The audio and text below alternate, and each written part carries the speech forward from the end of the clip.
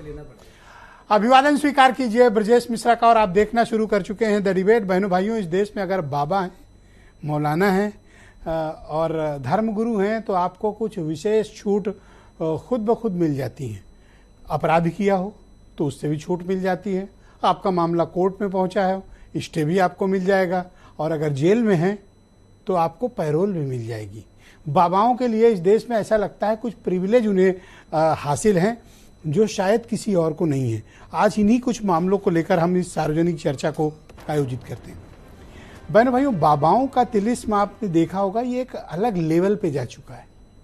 आज मैंने ये डिबेट आयोजित की है ताकि मैं आपके समक्ष एक स्थिति स्पष्ट कर सकूं कि ये धर्माचार्यों को, धर्मगुरुओं को और बाबाओं को इस देश में विशेषाधिकार हासिल है। और छोटा मोटा विशेषाधिकार नहीं, हीनियस से हीनियस क्राइम, गंभीर से गंभीर आरोपों के बावजूद कुछ खास किस्म के बाबाओं को कुछ खास तरह के विशेषाधिकार हैं। और खूबी यह है कि पुलिस भी उनको वो विशेषाधिकार का उपयोग करने के लिए प्रेरित करती है। सरकार तो पलक पावड़े बिछा के बैठती है और कोर्ट्स भी इनके प्रति बड़ी दयावान रहती है। आम आदमी के जीवन में अगर एक छोटी सी भूल हो जाए, अपराध हो जाए, उसकी जिंदगी को पुलिस जहन्नुम बना देती है। कोर्ट से रिलीफ भी नहीं मिलती। लेकिन बहनों भाइयों, इन सब के लिए जेल के दरवाजे खुल जाते हैं, अदालतें इनको सुनने के लिए तत्काल तैयार बैठी हैं और पुलिस तो इन बाबाओं के पैरों पर लेटी हुई है। 3 उदाहरण, एक या दो नहीं, 3 उदाहरण आपके समक्ष प्रस्तुत करूंगा। ये जिनकी आप तस्वीर देख रहे हैं, आप लोगों का असल में क्या है, याददाश्त कमजोर है, भूल जाते हैं। ये सूरज पाल उर्फ नारायण सरकार उर्फ भोले बाबा हैं। आपको याद होगा कि हाथरस में एक सत्संग के दौरान भगदड़ मचने से 121 मासूम और बेगुनाह लोगों की जान गई थी। आपको पता है कि हाथरस में जो लोग मरे थे उनमें कौन लोग थे? छोटे बच्चे, महिलाएं, बुजुर्ग, कुचल कर इनकी मौत हुई थी। और आज जब चार्जशीट दाखिल की है उत्तर प्रदेश की पुलिस ने हाथरस इस कांड में, जिसमें 121 निर्दोष नागरिक मारे गए थे कुचल कर बेरहमी से।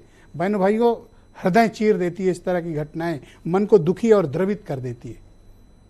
लेकिन क्या मजाल कि इन पर कोई कार्रवाई हो जाए। SIT बैठी, कुछ नहीं हुआ और यूपी पुलिस ने इस बाबा को चार्जशीट से क्लीन कर दिया और कहा इन पर तो कोई आरोप ही नहीं बनता। जिस व्यक्ति की वजह से इतनी बड़ी वारदात हुई हो, 121 लोग मारे गए हों, 121, लेकिन सूरजपाल, नारायण सरकार, भोले बाबा, जो भी इस व्यक्ति का नाम है, एक भी कार्रवाई नहीं।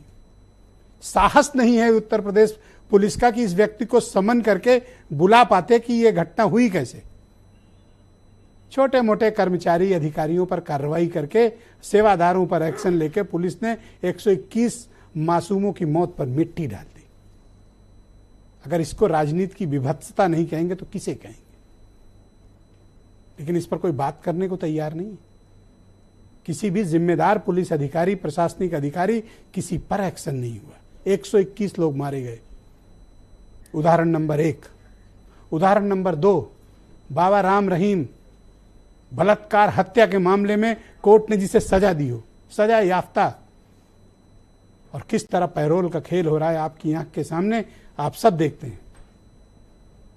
लोगों को जेल से 1 दिन की पैरोल मिलना मुश्किल है, 1 दिन की फरलो मिलना मुश्किल है, लेकिन इस बाबा के लिए ऐसा लगता है कि जेल तैयार बैठी है, पुलिस प्रशासन तैयार बैठा है और भारत का निर्वाचन आयोग भी अनुमति देता है और कोर्ट तो तैयार बैठा है मुहर लगाने के लिए। बाबा राम रहीम, इस हरियाणा के चुनाव चल रहे हैं और इस वक्त फिर वो अपने आश्रम में मौजूद हैं, जबकि पिछले महीने 25 दिन की पैरोल पर था, फिर बाहर है।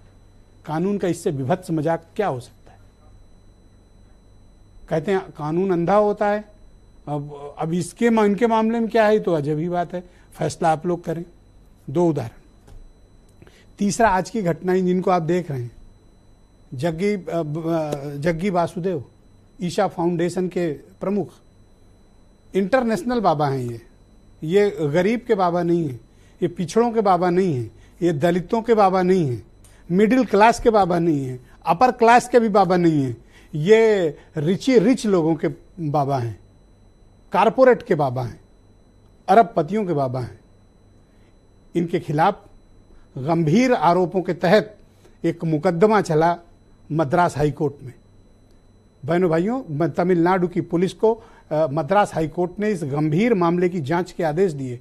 पुलिस इन्वेस्टिगेशन शुरू हुआ और आज सुबह 10:30 बजे आउट ऑफ टर्न इनके केस को सुना गया भारत की सर्वोच्च अदालत में, और 10:30 बजे फोन पे ही चीजों को निपटा के सारी जांच रोक दी गई और मद्रास हाईकोर्ट से पूरा मामला सुप्रीम कोर्ट ट्रांसफर कर लिया गया।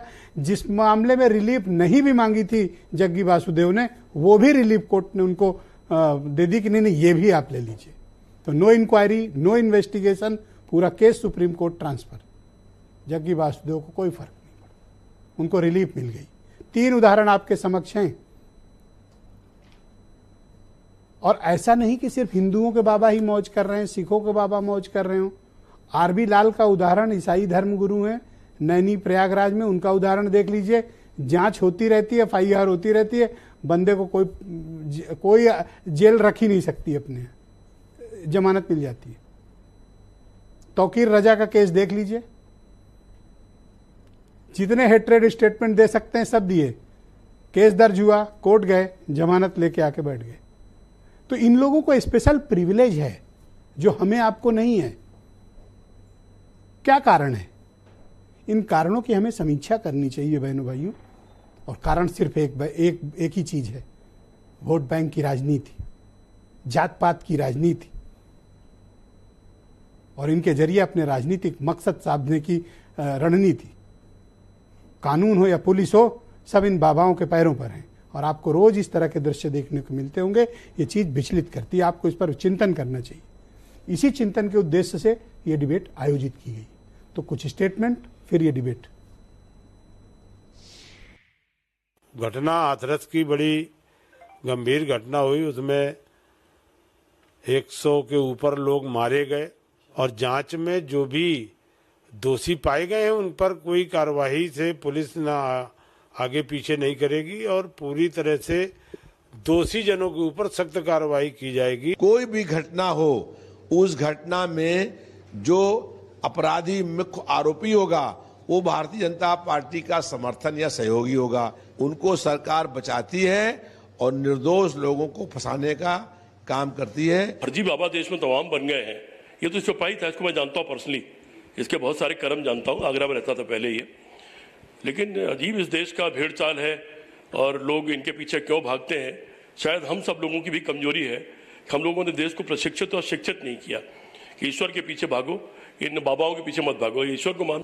बहन मायावती जी, जो कि स्वयं उत्तर प्रदेश की 4 बार माननीय मुख्यमंत्री रही, लगातार नारायण साकार हरि जी को व्यक्तिगत रूप से बदनाम करने के लिए उन पर लांछन लगाती हैं, झूठे झूठे आरोप लगाती हैं, जबकि माननीय जांच एजेंसियां पूरी अच्छी तरह से कार्य कर रही हैं। बहनों भाइयों, सिर्फ मायावती ही इकलौती लीडर हैं जिन्होंने नारायण साकार को क्लीन चिट दिए जाने के मामले पर गंभीर आरोप सरकार पर लगाए और कहा कि संरक्षण मिल रहा है इस तरह के कृत्य करने वालों को। बाकी किसी ने कुछ नहीं बोला, सन्नाटा हर तरफ, हर कोई में। कोई बोलना नहीं चाहता क्योंकि सबके कमिटेड वोट बैंक है। और अगर इन बाबाओं के खिलाफ किसी ने बोला या सच की बात की तो उसका वोट कम होगा। यही कारण है कि ये पॉलिटिशियंस इस प्रकार के व्यवहार करते हैं आपकी आंख के सामने। कुमार अशोक उत्तर प्रदेश में बीजेपी के लीडर हैं। प्रियंका गुप्ता यूपी में कांग्रेस कमेटी की प्रवक्ता हैं। अनिल दुबे राष्ट्रीय लोकदल से हैं। नावेद चिको बहुत ही जाने माने पत्रकार हैं। और फॉर्मर डीजीपी सुलखान सिंह साहब मेरे साथ खास तौर पर मौजूद हैं। दीपक मिश्रा समाजवादी चिंतक हैं। और नागेंद्र जी महाराज काशी विद्वत परिषद के प्रभारी हैं, हमें बनारस से ज्वाइन कर रहे हैं। और वीरेंद्र सिंह जी हमारे स्टेट हेड, आप सभी का शुक्रिया और धन्यवाद मेरे साथ इस कार्यक्रम का हिस्सा बनने के लिए। अशोक जी, तो फाइनली आप लोगों ने